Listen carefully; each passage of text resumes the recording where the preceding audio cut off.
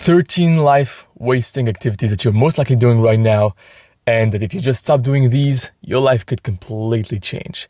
And after I give you this list of 13 things to stop doing, I'll give you a list of 10 things to start doing, to add these things to do instead, and increase your odds to succeed, to win in life, and to have a great life. If you're new here, welcome. My name is Ivaldi Sako. I'm the founder of origrowth.com. And if you're wondering who are you, why should I listen to you? I went from being a broke personal trainer from a poor immigrant family in France to now working with millionaires around the world and building up my own business to 7 figures soon. And on this podcast, I just document what I learned to help you become truly free and successful. I help you in business, mindset, self-improvement, sometimes in spirituality. I talk about all these different things and what I learned to help you really become have a great life, right? This is the main goal. And it's going to serve you tremendously, especially if you're an entrepreneur or if you want to really grow. I tell you about things that most people don't talk about because it's just my honest lessons, and not just what topics are very hot on YouTube to talk about this or that. I don't care about this. I don't care about getting a lot of views. I care just about actually telling you what I learned, right? And so you get value here by listening to someone that most people don't listen to, and on topics that most people don't talk about. So if this interests you, consider subscribing and let's get into it.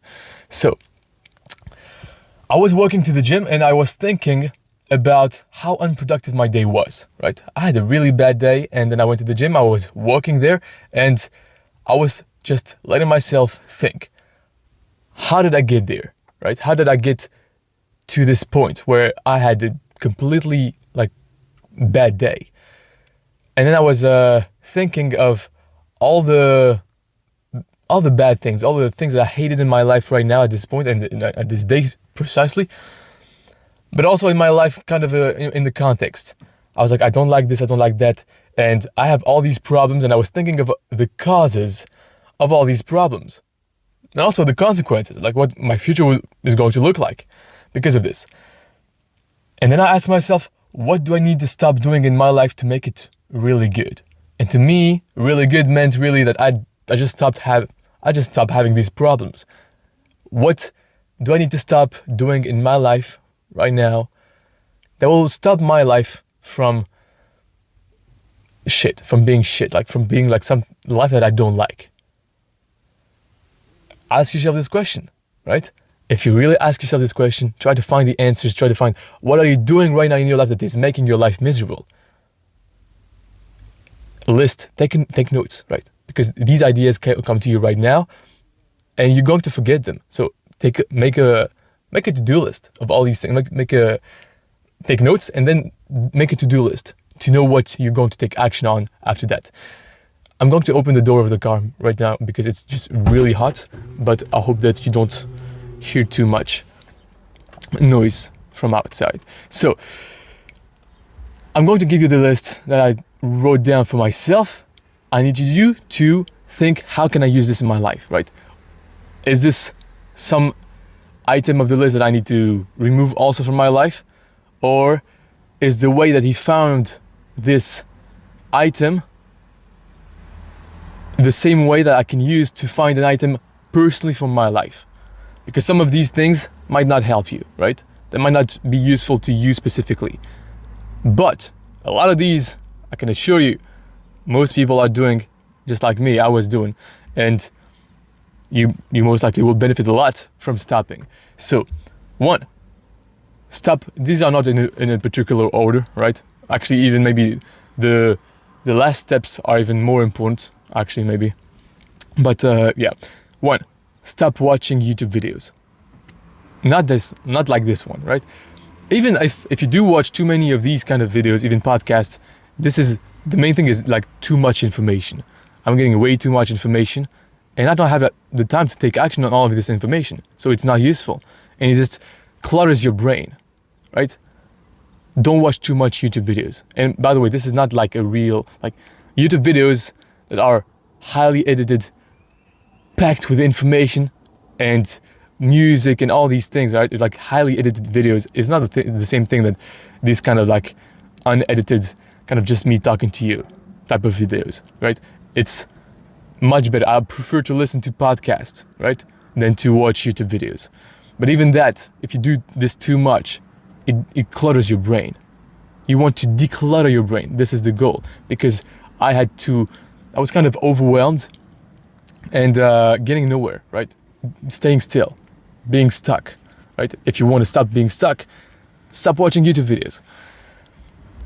Number 2, stop Instagram or any social media. Really, you would benefit tremendously if you just stopped all of this, because this also clutters your brain. Now, you might think these are really like obvious things. Bear with me. I'm going to get to some things that are not really obvious, but this is just a reminder, right? Delete these apps. Delete the apps of social media. You don't need them. Unless you're making money out of them directly from using them on your phone, you would benefit tremendously from deleting them. I never really used any social media, to be honest with you. Not a lot. But recently, because I met some new people, I added them on Instagram. I went there on just to check out how they're doing, right?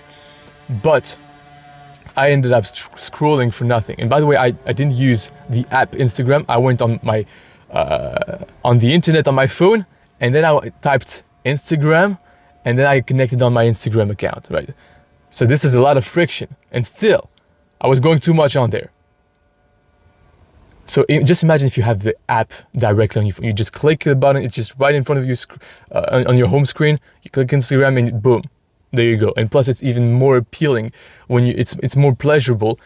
You get more dopamine from scrolling on the app than you get on the browser. So delete the app and just stop going on there. Honestly, I gained nothing. Like, I went a lot on Instagram this week and I gained nothing. Actually, it was, I think, last week, but it's just not worth it. Like, the distractions you have is just absolutely not worth it. Just, you can look back at your life. At the end of the week, ask yourself this question. It's really useful to ask yourself this question. What did I enjoy the most this week? And what did I hate the most this week? You'll notice that most probably it was the time that you were really focused, that you achieved something that you really liked the most, or maybe some good experience, some good moment that you had with good friends or family that you really enjoyed the most. And the moment you hated were the moments where you were distracted, where you realized you spent too much time on your phone, you didn't do anything, you were not productive, you didn't do anything. So it's better to just delete these apps anyway. Like, you don't gain from seeing how well everybody's doing, how well everybody's vacation is going, because everybody would just post their vacation really on Instagram. So it's not worth it, right? If you want to go there, I put myself a rule, like, I'll go there once a month to just check on how everybody's life changed here and there. And if there are any messages, I'll check that once a month. I don't care, because everybody else that really needs to reach out to me has my number. They can reach out to me on WhatsApp, right? And the next thing is for me to stop going on WhatsApp, because I, again, went too much on WhatsApp. I don't have the notifications, right? When someone sends me a message there, I don't receive any notification. So I went there to check. I check does anybody need me, right? Don't. Like, people don't need you. If they need you, they will call you and they will just make sure you get the message, right? But they don't, right? You don't need that. You don't need to be constantly like seeing, okay, has anybody sent me a message? I need to respond quickly. No, you don't need that. When I tell you these things, when I give you advice like that, I'm basically giving advice to myself, by the way, right? It's just, I don't tell you, like, don't do this. I'm talking to myself, and hopefully this serves you as well. And I put myself a rule for WhatsApp, just on Friday afternoon. On Friday afternoon, right before I can do something based on like, if someone wants to get out and they send me a message on WhatsApp, all right, I'll be able to act on it and decide Friday, right? Friday, I see the messages and I can make plans for the weekend. If they don't, if they send me this on Saturday night, it's not. I'm not gonna do anything based on that. Oh, even actually, maybe Saturday night I'll check it again, just in case, for Sunday something's happening, because I let myself Sunday to socialize a little bit more. But again, just check it once, twice a week. It's enough. Just like emails, actually. Like if you don't necessarily need emails every day, sometimes you do, but depending on what you do, you can just not check all these things and constantly like be updated on what's happening. If there's something that really is urgent, you will know. So, next thing. Stop looking at women in real life or on the internet. Stop thinking of women. Stop dating with no goal of getting married, right? So, to me, I'm in hesitation, and this is one thing that I'm going to talk to you about. I'm hesitant because I'm now at an age I kind of want to get married. I kind of want to, find a woman that will be my wife, that will be my kid's mother, right? I have this desire, I have this goal, but I'm not sure if it's the right time at the same time. So I'm kind of looking at women, like I'm just, okay, this girl potential, here and there, right? I'm looking, I'm thinking, and this is making me waste a lot of time. And this is keeping me in a hesitant state of mind. I'm hesitant. I'm not too much into it. I'm not sure, right? I have a lot of options. Fortunately, I guess. But if you don't have a plan to get married, I think it's a waste of time for you to just look at women, think of women, date, and go and see multiple girls and anything like that. It's just not worth it. Number 6. These were kind of like two things. Stop looking at women and stop thinking of women. Because there's different action that you do that makes you waste time independently, right? So there's the action of, okay, I'm looking at women, and then it makes me think. But then there's also the just act of thinking. Okay, this girl potentially, this, right? And now if you're a woman, you can do the same thing for men. So it works the same way. Number 6, make all decisions fast. Stop hesitating. In the book of Napoleon Hill, Outwitting the Devil. By the way, I made 2 episodes on this book. The book that was unpublished, that was not published until 70 years after the author wrote it, because it was like it was not going to be taken the right way. It was ahead of his time, let's say. And in the book, the author talks about how hesitation is a great tool that the devil uses. Hesitation is basically fear in disguise. It's fear and procrastination. And so when you're hesitant, even in small things, like I wrote this to myself, I'm not sure if I have it right now. I have the quote, I'm not sure. A small hesitation can turn into a big wave of distractions and procrastination. That's extremely useful. This was one of the 10 things I was going to talk to you about after, the things to do actually. And you must become decisive, right? Stop hesitating, because hesitation makes you stand still, makes you just not move. And this leads into paralysis by analysis, for example, right? You're analyzing too much, you don't know what to do, and so you stay stuck, and you don't do anything. And the worst place to be in, it's like being stuck. Being stuck is the worst place to be in. It's the worst state to be in is hesitation. When you're hesitant, not only are you hesitant in the moment where you waste time, but also this hesitation turns into, I don't know what to do, so I'm going to distract myself. I don't know what to do, so I'm not going to do this right now. I don't know what to do, so let's just eat a little bit of sugar right now, and then I'll see what I will eat, right? So stop being hesitant. Make clear, decisive decisions. Like make instant decisions. Most decisions need to be taken like this, instantly. Need to be made like this. You don't need to think about it. It's just not worth it. And most decisions, if you just take them, if you just make the decisions decisively and instantly with commitment, it's way better than to try to think for the best decision to make and then make it later, or make it with less commitment. If you just take a bad and not so great decision, you just make it and you go full in, most of the time there's no problem that comes with it. Like it's not, there's no problem that comes with a decision made with decisiveness, with commitment. I struggle a lot with this. Like being decisive is something that I want to become better at. I really struggle with this. I'm like naturally I think I'm really fearful, perfectionist. I want to make the right decision, and so I hesitate. I used to hesitate for even like which spot to park my car in, right? I used to hesitate even on that. I come from far. Anyway, and when you hesitate in even small things, small details, it reflects on the bigger things.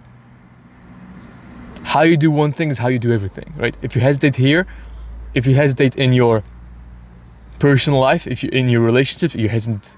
I'm hesitant to. Am I going to go all in right now and start trying to get married right now, or I don't know. I'm not sure, and so I'm not sure in this. I'm not sure. I'm not totally going all in business as well. I'm not totally going all in my fitness as well, and all these things like. They work together. And I'm going to tell you about something about this from Ed Milet that I listened to a podcast of him, and he was talking about how, I'll tell you in a second. And so, yeah, make all decisions fast. Stop hesitating. Number 7, stop using the internet after 7 p.m. There's nothing good that comes from using the internet after 7 p.m. Especially if you don't work after that. I stopped working at about 5. By even before that, right? But yeah, I just there's nothing good that comes from it. You're just getting distracted, and that's it. And you most likely the later you use the internet, the more likely you're going to get distracted because the less willpower you have. And so you really shouldn't put yourself in dangerous environments at night, right? When you're tired, because you don't have as much will. And so if you don't have as much will, you will succumb to the temptations, you will succumb to the distractions a lot easier and a lot faster. And so to me, it's at 7 p.m. For you, you decide at which time you want to stop using the internet at all. You disconnect completely. To me, I do this, and then after dinner, basically, I usually eat at about 6 p.m. At 7 p.m., no more internet, and I go on a walk. I go and do I take a 1 hour long walk, and I don't use the internet anymore. After this, it's done. And I put my phone on airplane mode as well. Nobody can reach me. There's no distractions possible to come in my mind, because then if there is, I will not sleep early enough. And the next thing is stop staying up later than 10 p.m. Because I do some things after 7 p.m. It's not because I don't use the internet anymore that I just stop doing anything. I go on a walk, and then I come back. I plan the next day. I shower, right? I clean up my desk and everything, right? So there's some things I still do, but sometimes I don't do them, and I just procrastinate on them, or I forget to do them just because I'm using the internet. I'm becoming distracted. I go on YouTube a little bit here. I go on Instagram a little bit here. I respond to this message and this other person, right? And this makes you waste time. And the most important thing that you can do is have a good night of sleep.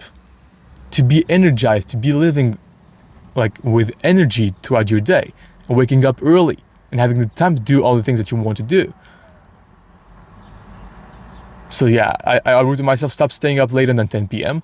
and stop working for more than 1 hour without a 5-minute rest. This is to me, right? This is because for me, I injured my hands working too much on the computer for too long a period of time, 12 hours a day, and I didn't take any pause. And so right now, when I stay longer than this, not only first of all do I get distracted, most of the time, if I stay longer than 1 hour working on the computer,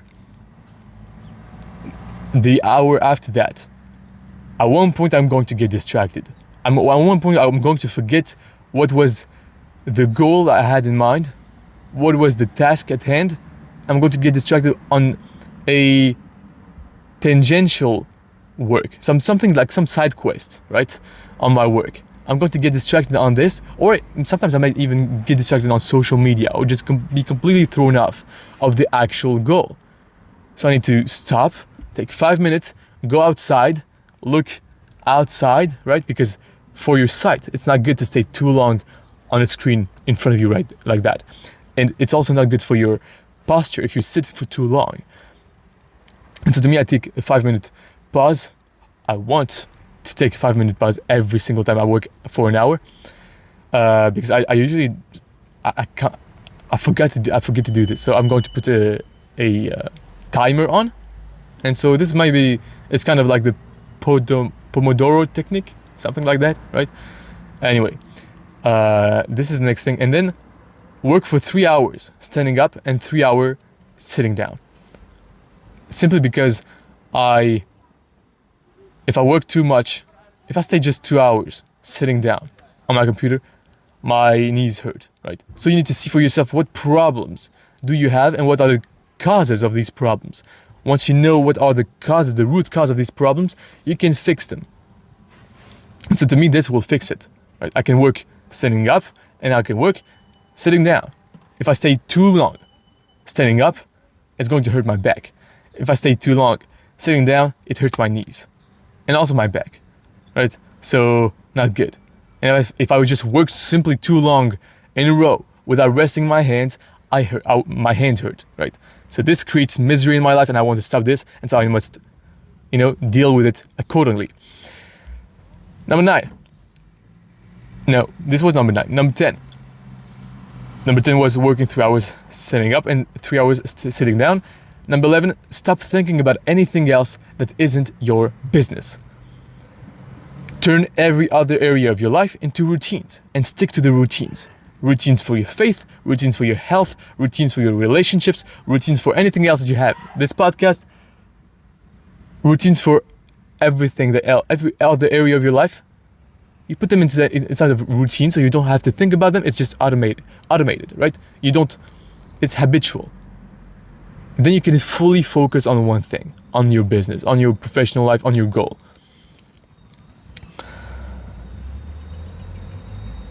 Number 12, it's kind of related.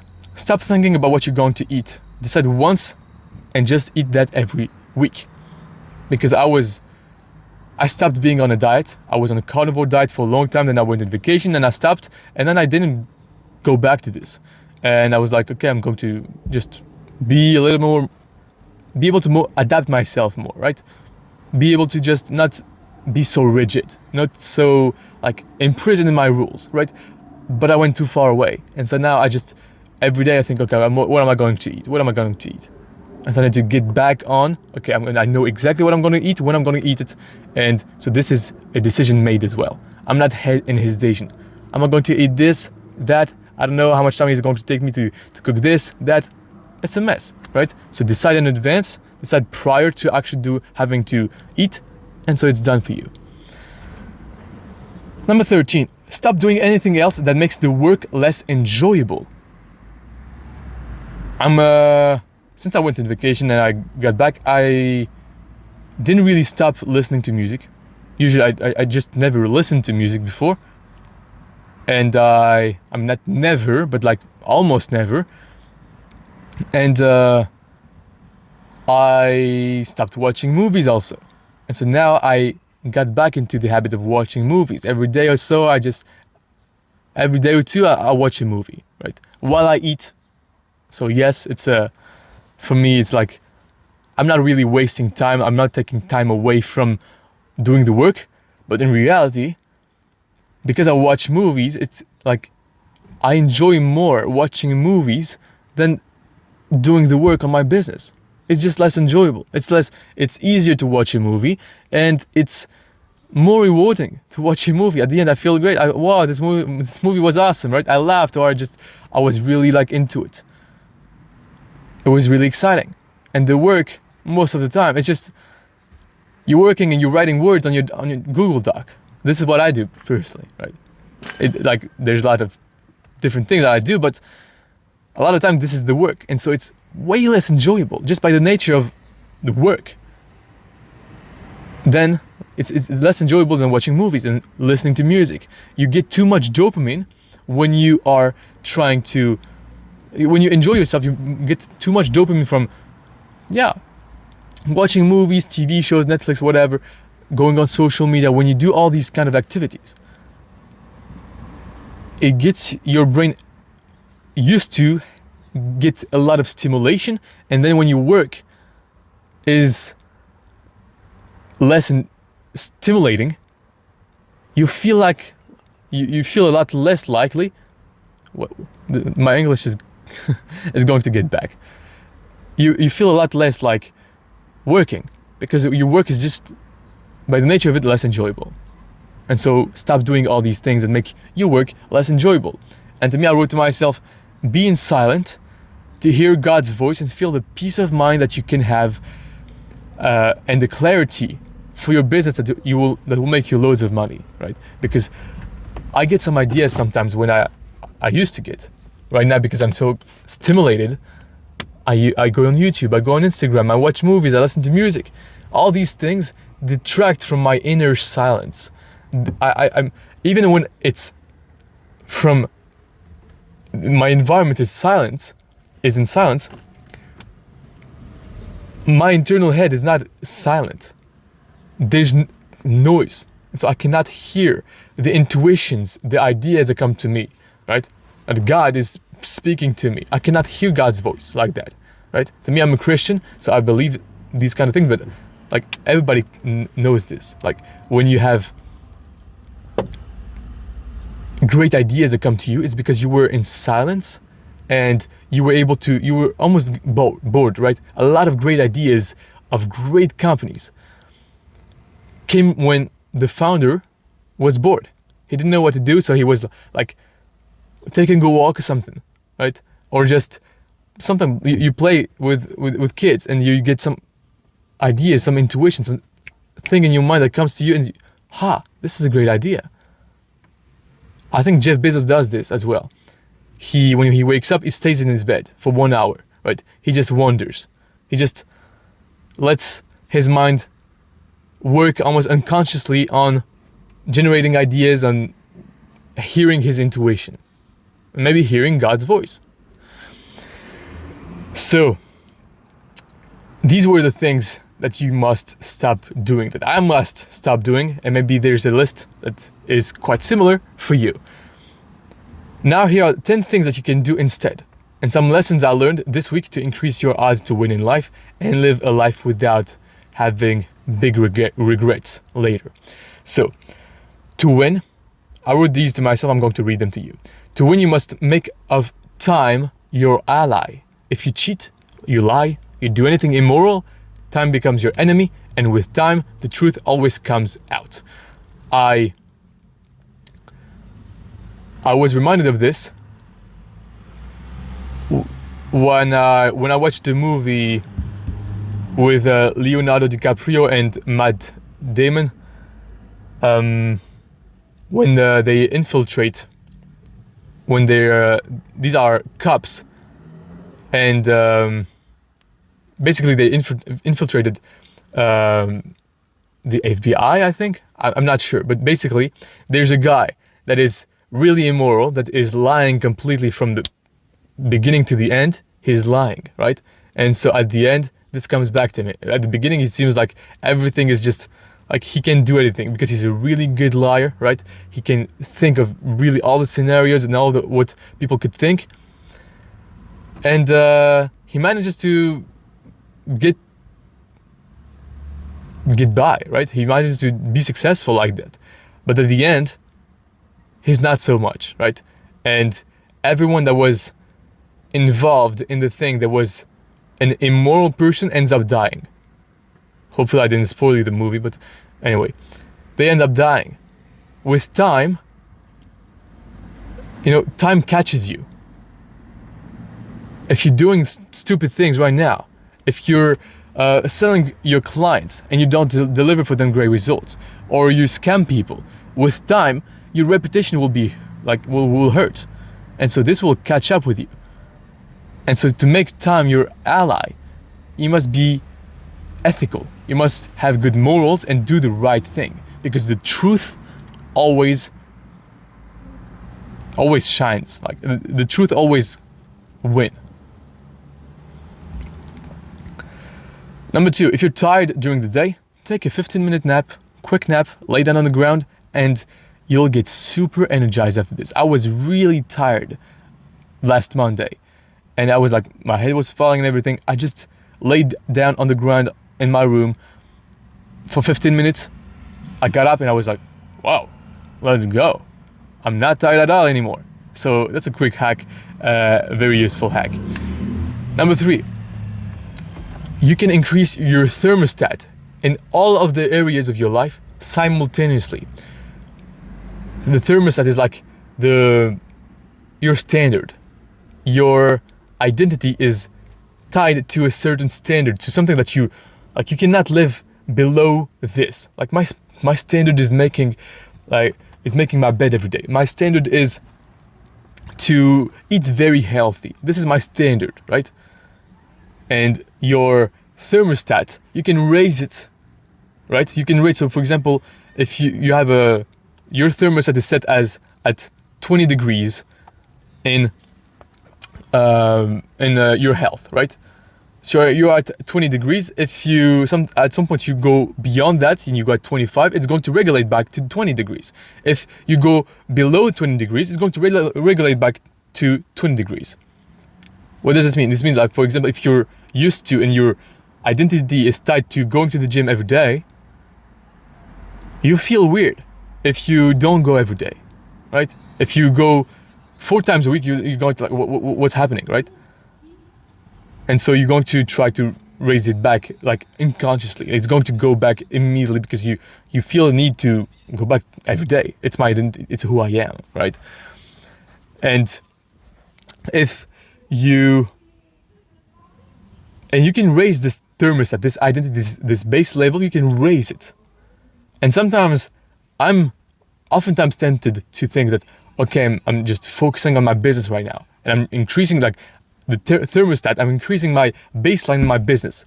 Right now, this is normal in business. This is how much I work. This is how much results we get. This is my thermostat right now. I increase it in there. And so I think that increasing it in business makes it impossible for me to increase it in my relationships, in my health, in my faith, right? But it's a fallacy. In reality, they all work together.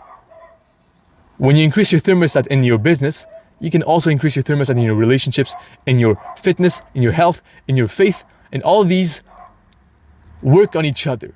So if you're better at the gym, you're going to be better in your business. You're going to be better in your business. You're going to be better in your relationships because you're going to feel better about yourself, and you're going to, all these things like work on each other, and they push you to becoming like a better version of you in all areas of your life simultaneously. You don't need to just be really good at business right now, but not really bad at your relationships. And this is something that I really learned as well. It's like I watched the movie, kind of that documentary of Ferrari, right? And in the movie, you can see he's got a lot of problems with his wife, and he's got really a lot of personal problems at home. And I was like, I don't want to have that, right? I don't want to succeed in business and have my wife unhappy and have really like bad problems and bad relationship with my family. I don't want that. It's not worth it for me to become the number one while having a shitty personal life. To me, it's not worth it. You gotta figure this out for yourself, right? But to me, it's not worth it. And I learned this through watching the movie Ferrari. But he didn't have to. I think you can win in your personal life, and it will make you win in business as well. If you have a good relationship with your wife, it's going to motivate you to work hard for your spouse, right? And so it impacts everything. If you have a good relationship with your wife, you want to be as fit as possible for your spouse. And if you have a good relationship with your spouse, you're going to be motivated to be better in your fitness, to be better in your business, to be better in your faith. If you're better in your faith, you're going to improve your relationship with your wife as well. Like all these things are correlated. And so you can increase all these thermostats at the same time. Also, you're so much closer to your goals than you might think, right? Now, you must think that you're really closer than you are. Because if you think you're close to your goals, you're going to pace yourself, you're going to take actions very fast. And this will make it so that your goals actually happen faster than if you think, oh, this is going to happen in 10 years, so I have time, and you're going to pace yourself accordingly. You want to be in a hurry, you want to be in urgency. In urgency, but kind of a relaxed urgency, like an excitement, not a stressed out like urgency, an excited urgency. It's kind of different. And you want to pace yourself as if it's like your goal is going to happen very fast. It's not so hard, right? This is why entrepreneurs that are really successful oftentimes are delusional in the beginning. They think they're going to hit like $1 million a year the first year, right? And this is, I think, a useful belief, unless it discourages you. I think it's useful in the sense that it makes people start. Because if you think it's far away, you might think, it's not worth it. I'm not going to spend 10 years doing this, right? But if you think it's very close, you're going to do things very fast. And you're going to not only start, but also make it so that the actions that you take are going to get you there close in a faster fashion than if you thought it was very far. Number 5, shift your identity and your thermostat by placing yourself in an environment where people have a higher thermostat in a certain area of their life. For example, I want to increase my thermostat, I want to increase my faith. And so I must put myself in environments where people are more faithful than me, that have more experience in this than I have. If I want to increase how much money I make more money, I want to put myself in environments where people are making more money than me. And this I really struggle to do. I really struggle to do anything that has to do with relationships. Because mostly I'm not used to them. I'm not used to do this. But either way, sorry for that. You want to place yourself because your environment is the main thing that is going to influence you. And so if you are influenced by an environment of people that are really low in their health, you're going to, your thermostat is going to decrease, right? So you don't want to have that happen. Also, I watched the movie Blood and Tears with Mark Wahlberg, right? It's a war movie with the Red Wings operation in Afghanistan against the Taliban. And I was kind of emotional at the end of the movie. And I watched this movie when I had a really bad day, a distracted day, and I felt ashamed of myself. I felt like, what am I complaining about? These guys are dying at war, and this was inspired by a true story, right? And I'm here, just complaining about my distraction. I'm here. I went on Instagram today. I wasted my time on Instagram when these guys are out there dying to protect their countries, to protect people.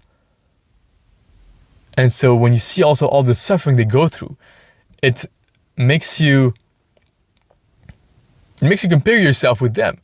And so you kind of like, you feel like, almost like you feel silly thinking about it, like, oh, I have a hard life, right? But these people are really the ones with the hard life. And when you see the pain and the physical suffering that they go through, it's it makes you kind of like think, well, my life is not that bad after all, right? So I thought this was useful. If you feel down at some point, if you feel like you're having a lot of problems, watch a war movie. It's going to help you. I really think it really is a good way of rationalizing things. Number 7, right now you're in a competition. There's a guy that is trying to work harder and be more focused and trying to work harder, be more focused and get more things done than you, and do everything you can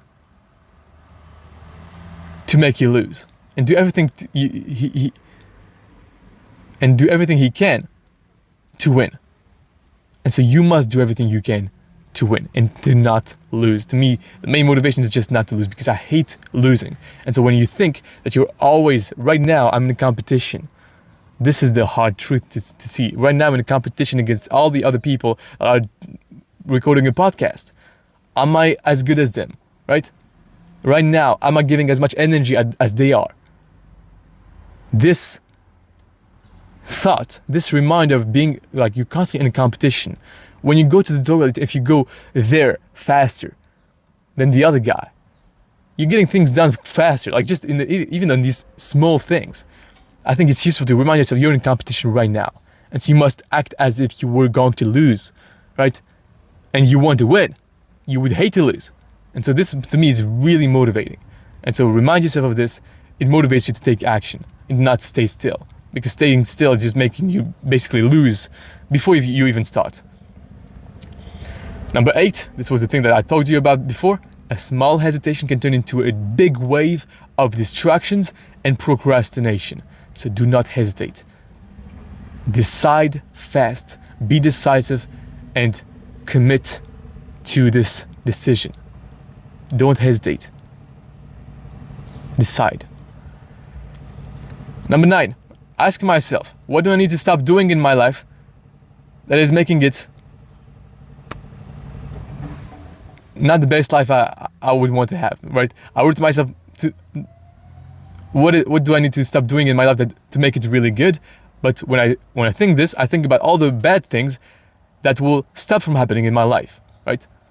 So I guess the question is, what do I need to stop doing in my life to make it stop sucking, right? Just being a bad life. Number 10, sacrificing important relationships, wife, kids, for success is not worth it for me. You gotta figure this out for yourself. If you had a really successful business and you were number one, everybody looked up to you, but when you came back home with your wife, you had a lot of problems, you were not happy together, you have a bad relationship with your son, how would this make you feel? To me, not good at all. I would rather be number 2, number 5, heck, number 10. And have a great relationship with my wife and kids. I also watched the movie Samson, which is which is someone from the Old Testament in the Bible. And in the movie, great movie by the way, I liked it a lot. It's the same production, I think, it's a Sage production, I think, and the same one than the movie Fatima, and I think some other movie that I watched on Jesus Christ's life when he was a kid. And in the movie, God was with him, truly. Like, God was really helping Samson, but he didn't want to do God's will. Like, he was scared. He wanted to do what he wanted to do, right? He had some desires for his life, some ways that he wanted his life to go, and so because of this, he rejected God's will.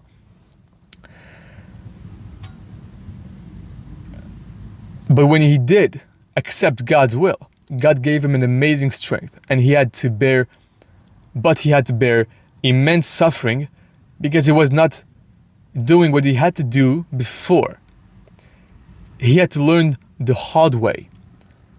And I wrote to myself, I want to lean on God's way before I have to suffer too much to the consequences of not doing his way, right? Because basically, God wants you to do something, and if you don't do this right now, at one point you're going to realize that this is what you have to do, and for you to realize this, you're going to be in tremendous pain. And so you better, it's just like sometimes if you don't listen to, I don't know, your personal trainer, for example, and you don't listen, you need to lose, or your doctor, he tells you need to lose 100 pounds because you're really in bad shape right now. You might think, I don't know, I like being fat, I don't care. And so you might have to do his will, right? To lose 100 pounds after the fact that you realize that this is what you have to do. because you went overboard and you went to so much pain. You had a heart attack and you suffered really badly. And then only you will realize, okay, I need to listen to him right now. And so I want to prevent myself all this suffering by doing God's will immediately, right? I want to notice and to hear God's voice and to apply it right away because I don't want to suffer this much. And then I also read The Richest Man in Babylon. And I just finished it right before this episode, and I got, I think, the most important lesson from all of the book, which is at the end. But I think to really find it very beneficial, to really find it useful, you need to go through all the context of all the book, right? So I really suggest you go read The Richest Man in Babylon if you want to learn how to save and learn how to make more money and to stop being in debt, for example, and all these things. If you want to be rich and have a great life, I think it's very useful. I really like the way the storytelling is awesome in it. And the lesson I got at the end, which I think was the most useful to me, is that work is the key with which you can buy your freedom. This really has resonated with me because I think it's a fact right now as well. If you don't have any money, if you're broke, you're going to have to be a slave to someone else. And then once you have enough money, you can buy your own freedom. You can do whatever you want with your time once you have a lot of money. If you don't have enough money, you cannot do this because you have to eat to not die. So work must be a great pleasure. For it not only buys your freedom, it makes the man who works a better man. A better man. It gives him honor and respect from other men. It gives him satisfaction and creates opportunities for him. So work must be pleasurable. And this is why it's important to stop or reduce a lot the other activities you might be doing that reduce the joy and the pleasure you get from work and makes your work less enjoyable. You want to enjoy your work because this is what sets you free. This is what helps you become a better man. And this is what you constantly need to keep doing. Because if you just stop doing it, you won't be free anymore for too long. Either because you will be a slave to someone else or to yourself. Because you will not be able to have the discipline to not eat what you shouldn't eat, not do what you shouldn't do, and you just indulge in this worldly pleasure, in this like fast, instant gratification. And so if you don't want to do this, work and enjoy your work. Take pleasure in your work, whatever it is, right? Hope this served you. If it did, please like, subscribe, and share it with someone that you think it might help. And I'll see you in the next one. Take care.